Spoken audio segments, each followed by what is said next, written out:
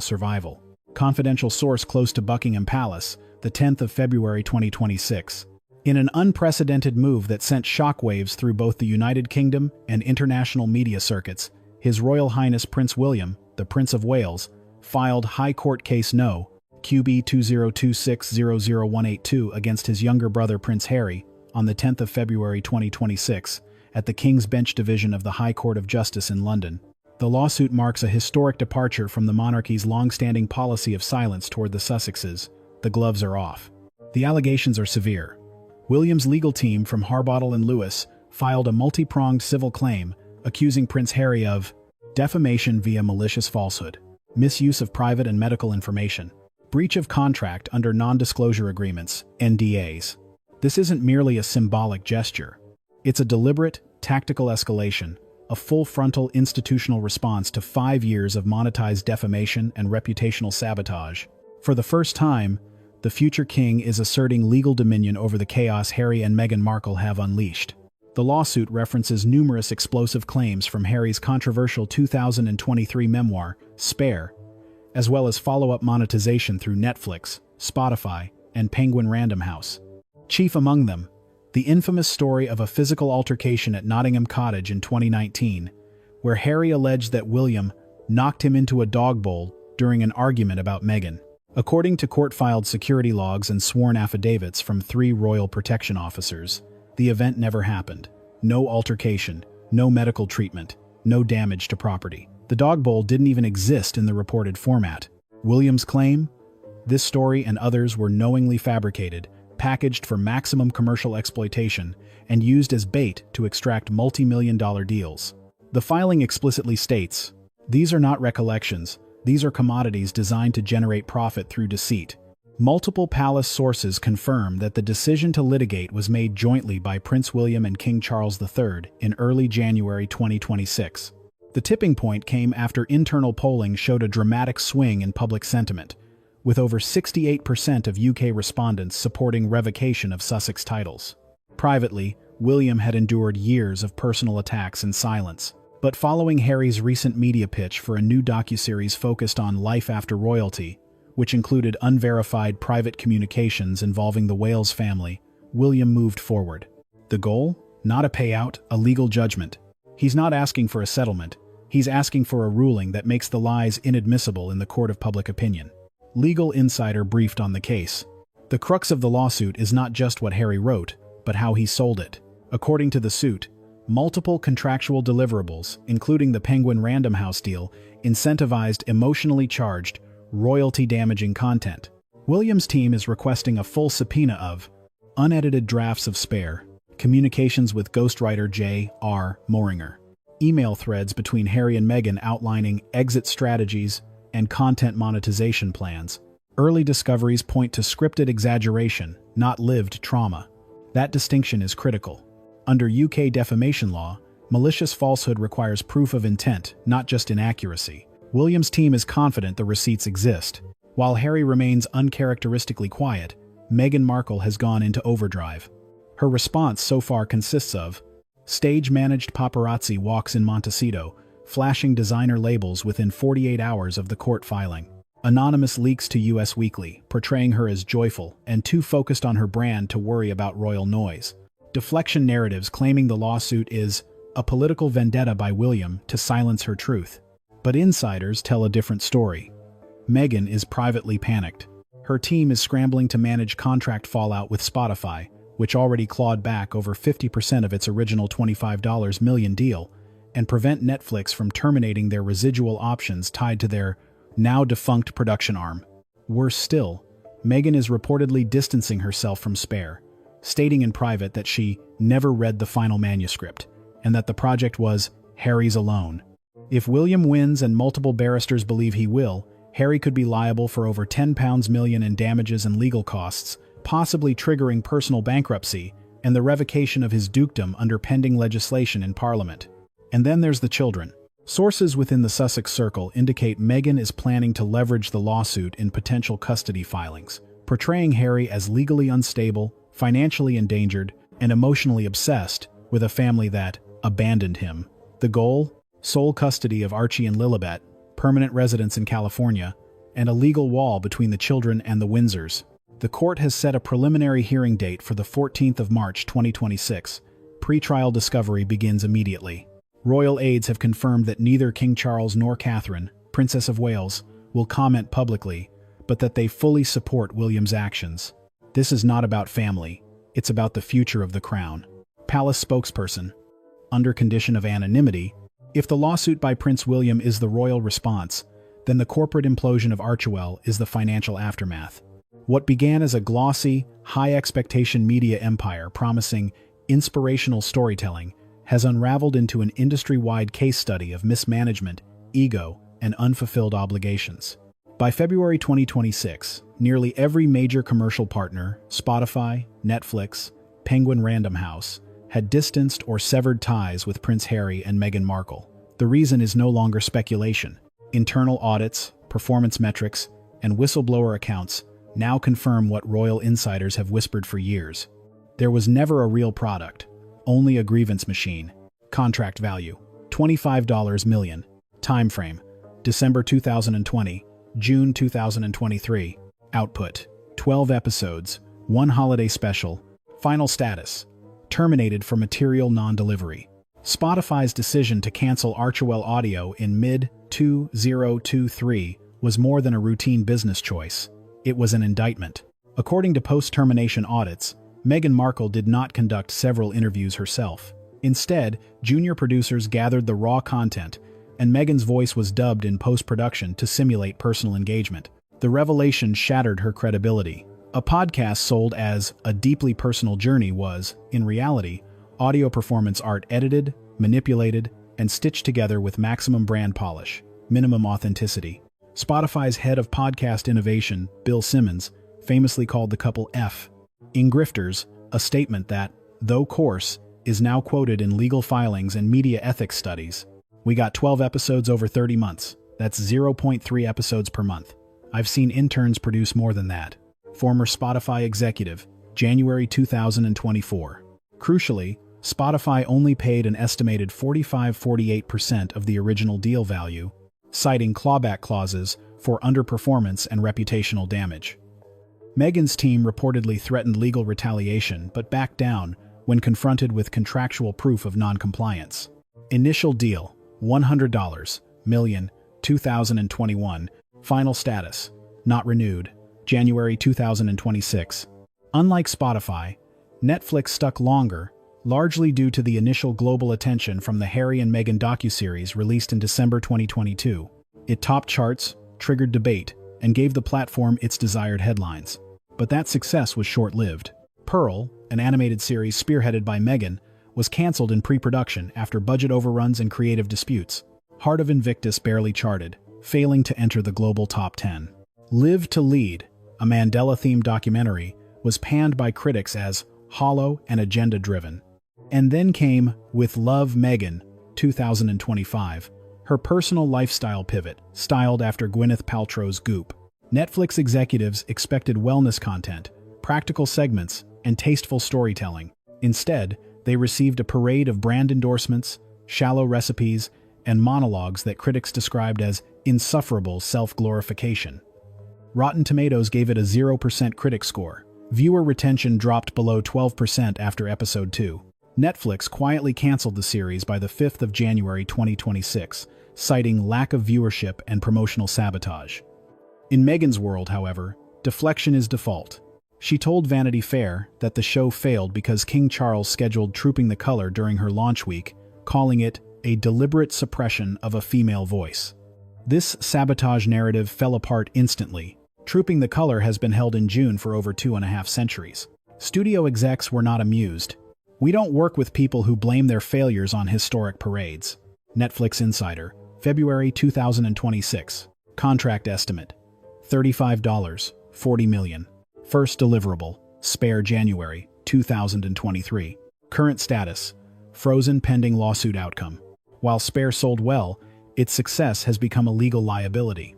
With Prince William now suing over the book's alleged malicious falsehoods, Penguin Random House may invoke its breach of warranty clause, potentially voiding the remainder of the contract. A source inside the publishing house stated, "We were promised an honest memoir. If the court rules that Book 1 was knowingly false, Books 2 through 4 will never see daylight. This would be a catastrophic blow for the Sussexes. Not only is the advance at risk, but further litigation could involve Penguin Random House directly as a platform for misinformation. In media boardrooms from LA to London, the consensus is now public. Archewell is a failed brand. No repeat audience. No production consistency. No professional accountability. High turnover of staff and partners. Even Meghan's own PR team has struggled. Major outlets like The Cut, People magazine, and Elle have reduced Sussex coverage due to declining click-through rates and increased reader backlash. One media strategist put it bluntly, "When you build a business model on outrage and secrets, you eventually run out of material or burn every bridge trying." Prince William's legal team will now use this corporate collapse as context. The lawsuit is not only about personal injury, it's about showing that the Sussexes knowingly peddled falsehoods for profit, and that financial desperation amplified their recklessness. You can leave the royal family. You cannot sell it. Internal Palace Memo. January 2020. As Prince William's landmark lawsuit, Case No. QB 202-600182, advances in the High Court, one element emerging as the most legally explosive component: the breach of non-disclosure agreements, NDAs, signed by Prince Harry during the 2020 Sandringham Summit. At the time, the summit was pitched to the public as a peaceful exit arrangement. In reality, it was a legally fortified firewall. King Charles, Prince William, and top constitutional advisors anticipated the Sussexes' potential weaponization of private data. The NDAs drafted and signed were explicit: no commercialization of internal palace affairs, security procedures, or confidential family communications for a period of 5 years. That clause is now the cornerstone of William's legal attack. Held on the 13th of January 2020, the summit at Sandringham House brought together the Queen, Charles, William, and Harry. It lasted over 5 hours. Press coverage described it as tense but productive. What wasn't reported?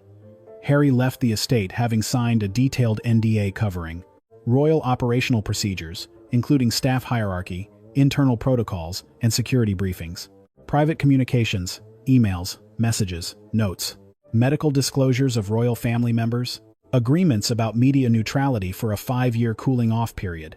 Harry signed willingly. Meghan, who did not attend in person, was required to sign a parallel NDA remotely.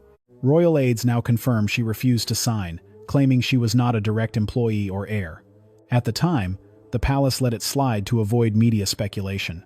Now, that exception is coming back to haunt her, and may determine how the court assigns legal blame. The Wales legal team has compiled over 120 pages of breach documentation, which they intend to submit to the court. Key among them: in early 2021, internal palace emails and drafts were sent from a shared Archewell server to Netflix development teams. These included security layouts of Frogmore Cottage, communications between King Charles and senior aides regarding Harry's exit, unverified summaries of conversations with the Princess of Wales. Royal legal advisors argue that these documents were explicitly protected under the 2020 NDAs. Their provision to an American media corporation without redaction or consent constitutes a direct breach of UK privacy and confidentiality law.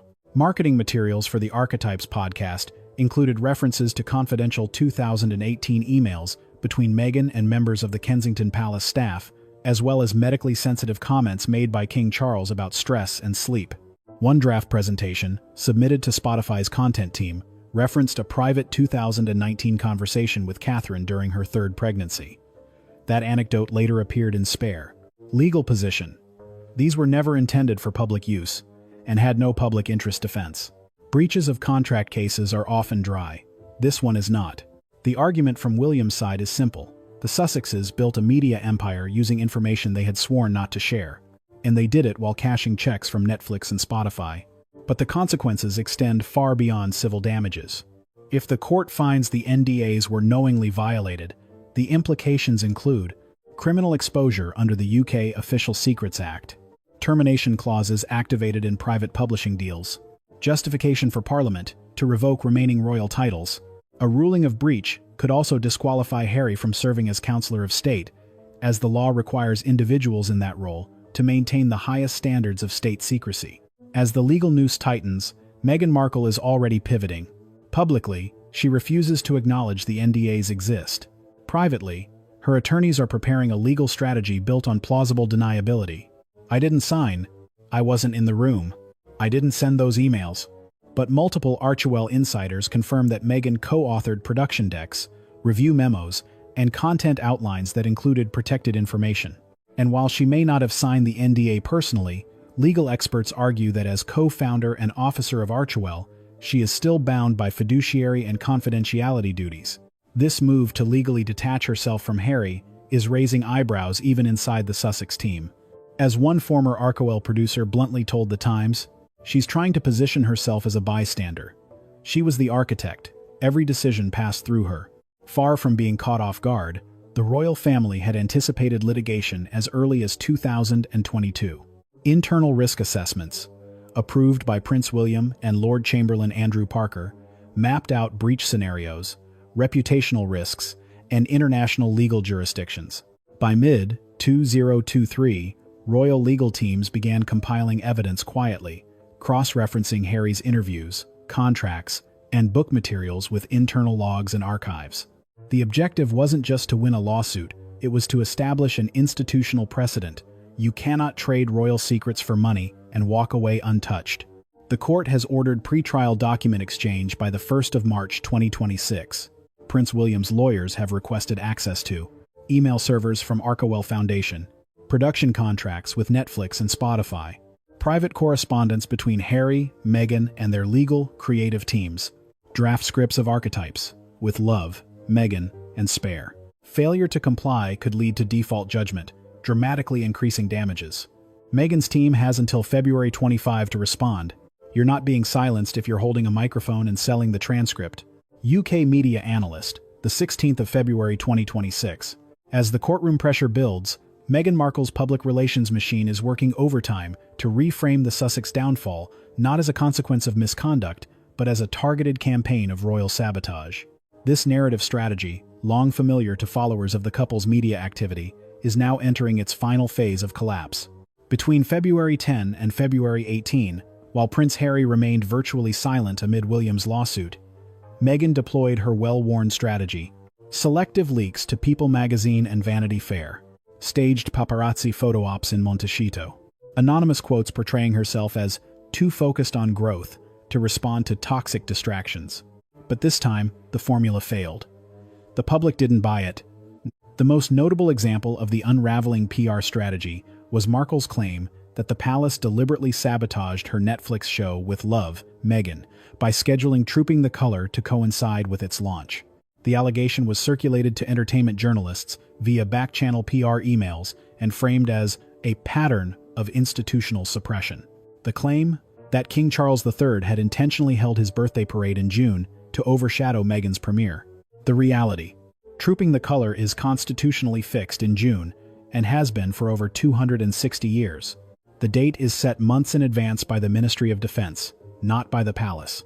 Netflix executives privately dismissed the theory as a pathetic excuse. It wasn't the parade that killed the show, it was the show that killed the show. Senior Netflix Programming Director, February 2026. Internal analytics showed With Love, Meghan suffered a record-high drop-off rate, with 88% of viewers exiting before the end of episode 1. Within 48 hours of the lawsuit's filing, Markle was photographed in Montecito wearing Christian Dior, holding a green juice, and smiling directly into a backgrid camera, a signature move often used to project unbothered confidence. But insiders confirm the shoot was pre-arranged, down to wardrobe and lighting. The public reaction? Overwhelmingly negative. Social media commentators accused Meghan of mocking the seriousness of the High Court case. The phrase PR over parenting trended on Twitter X after the images were published, the same day the court summoned Archewell for legal documents. The public's fatigue stems not just from one failed deflection, but from years of identical playbooks. 2020, blamed British press for racism and hounding. 2021, blamed the palace for mental health neglect. 2023, blamed Spotify for poor collaboration. 2025, 2026, blamed King Charles for sabotaging brand launches.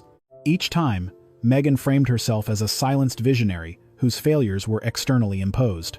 But with no successful media product, no enduring partnerships, and a courtroom narrative grounded in sworn evidence, the PR storyline has finally hit a credibility wall. A former Archewell publicist anonymously confirmed what many suspected. "We've exhausted the victim narrative. No outlet wants to run that story anymore unless there's new evidence." And there isn't. Even traditionally sympathetic platforms like The Cut and Harper's Bazaar have reduced coverage or quietly retracted scheduled interviews. One editor cited reputational risk. Behind closed doors, entertainment executives are warning agents. Associating with Meghan Markle during this legal episode may jeopardize your other deals, especially with UK or Commonwealth entities. Simultaneously, Meghan's legal advisors are quietly building distance between her and Harry. This includes claiming she was not involved in Spare's final draft, framing Netflix's Harry and Meghan docuseries as his side of the story, positioning Archewell's failures as joint management issues beyond her direct control. This pre-separation maneuver suggests a calculated escape path. If Harry loses the lawsuit, Meghan may claim she was misled, uninvolved, or merely a facilitator, not an instigator. The British public, and increasingly the American audience, aren't convinced. The monarchy no longer sees him as a rebel prince. He is now a reputational liability. Senior Parliamentary Aide, House of Commons briefing, the 16th of February 2026.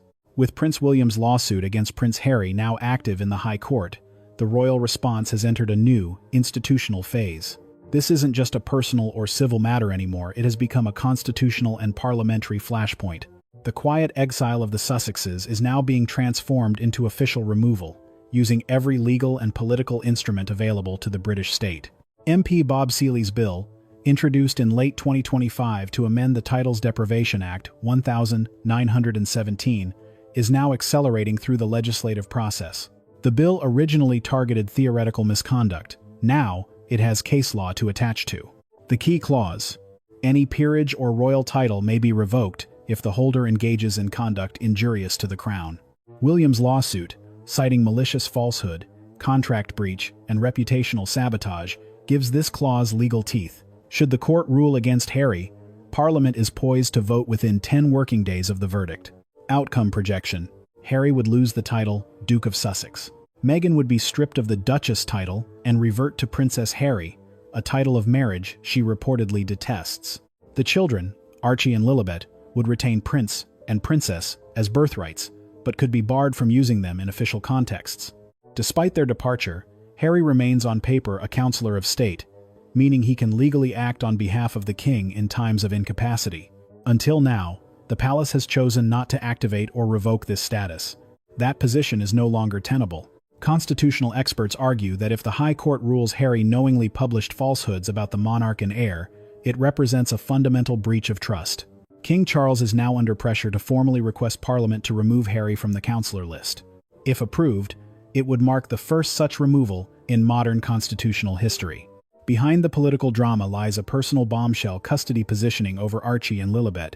Royal insiders confirm Meghan Markle is building a legal case to seek full physical and legal custody, keep the children entirely within California jurisdiction, prevent access or influence from any Windsor family member, including Prince Charles or William. Her strategy relies on 3 legal prongs. Harry's financial instability. She will cite mounting legal fees, vanished income streams, and the potential for bankruptcy as proof he's incapable of providing long-term stability. Public evidence of emotional turmoil. Harry's own admissions of trauma, depression, and drug use in Spare will be reframed as indications of parental unfitness. The obsession with the monarchy argument. Meghan's team is preparing to argue that Harry's fixation on his family endangers the children's peace of mind, painting herself as the only healthy boundary between them and royal dysfunction. In a controversial twist, Meghan's legal counsel is rumored to be exploring claims that the royal family should be financially liable for Archie and Lilibet's well-being, since they hold princely titles and are protected legacy symbols. One draft petition reviewed by The Telegraph suggests the demand may include private security subsidies, educational grants for elite American schools, legal oversight over public portrayal to avoid negative press damage to royal blood children. In effect, Meghan would keep the titles and leverage, while legally severing the Windsor link on her own terms. King Charles and Prince William are reportedly in agreement. There will be no negotiation. If the court rules in William's favor, all remaining privileges will be revoked. No contact will resume, personal or institutional. Archie and Lilibet will not receive royal protections, travel invitations, or roles of any kind. Sources confirm that Princess Anne and Duchess Sophie have both signed off on a royal family compact affirming non-engagement with the Sussexes under any future circumstance. They're no longer family, they're liabilities. Palace staffer, Sandringham, internal memo. They sold the illusion of pain as currency. Now that illusion is bankrupt. UK Cultural Critic, February 2026. The final chapter of the Sussex saga is no longer unfolding, it has already been written, and it ends not with applause, but with silence. As High Court Case No. QB 202600182 nears its pretrial conclusion. The legacy of Prince Harry and Meghan Markle's 5-year media offensive is now being defined not by sympathy, but by systemic rejection from the palace, from Hollywood, and increasingly, from the public. Meanwhile, Prince William's lawsuit has done more than just strike back. It has crystallized a new public image. Not the passive heir, but the institutional enforcer. The man once mocked for his never complain, never explain. Rigidity is now being seen as the iron hand of the modern monarchy. For decades, public fascination with the royal family has hinged on drama: Diana, divorce, scandal, and silence. But William's methodical approach, wait, build, expose, and litigate, has shifted the monarchy from a passive media target to an active narrative-defining force. William's three-pronged success strategy. Institutional shielding. He protected King Charles and Princess Catherine from having to engage directly. Legal precision. He used hard law, not PR spin, to challenge allegations. Timing mastery. He waited until the Sussex credibility cratered and public support flipped. In doing so, William has reclaimed the monarchy's moral high ground, reinforced its legal authority, established himself as the executor of legacy, not just inheritance. Back in 2020, the Sussexes positioned themselves as bold reformers, carving out a new model of ethical celebrity rooted in advocacy, diversity, and transparency. But the business model depended on one unsustainable asset: royal secrets. That reservoir is now dry. No more interviews, no more documentaries, no more memoirs. What remains is a collapsed brand built on recycled outrage. Spare is under legal review. Archetypes is a cautionary tale. With love, Meghan is an industry punchline. Archewell has lost staff, funding, and reputation. In 2026, the Sussex brand held 0 production deals, no profitable platforms, and declining public interest. The illusion of relevance now exists only in Meghan's sporadic leaks to lifestyle magazines and Harry's fading legal defenses. According to agents across Los Angeles and New York, the couple is now labeled uninsurable in entertainment circles. The reasons: ongoing litigation from the British Crown, reputation for deflecting blame onto partners, history of project underdelivery, and ego-driven interference. They've been quietly dropped by several commercial partners, including a skincare brand that halted a joint promo campaign after With Love, Meghan backlash, a podcast studio that rejected Harry's new healing fatherhood pitch due to pending lawsuits, a film agency that pulled an executive producer deal citing brand toxicity. As one studio exec put it, they were headline bait in 2021. By 2026, they're cautionary tales. With the walls closing in, Meghan's long-term pivot is now visible. Public silence on Harry's legal defense. No references to Spare or past royal claims in recent press appearances. Increased solo branding initiatives focused on lifestyle, motherhood, and California humanitarianism. Multiple insiders confirm that divorce negotiations are quietly underway, with Meghan prepared to position herself as a misled wife, a survivor of royal trauma, a single mother protecting her children from a toxic legacy. This framing is meant to secure custody leverage, sympathy capital, new commercial interest, memoirs, docuseries, women's leadership tours. But early polling shows the public is no longer receptive. 71% of UK respondents say Meghan should lose royal privileges permanently. 58% of US viewers say they are tired of the drama. The ultimate tragedy isn't that Harry and Meghan lost public favor. It's that they had everything and gave it up for narrative control. They had a global platform. They had direct lineage to the crown. They had the public's ear. They chose to burn it for content. And now, with the High Court case pending, the monarchy has effectively sealed their fate. Not by shouting, but by filing. Not by retaliating, but by documenting. Not by smearing,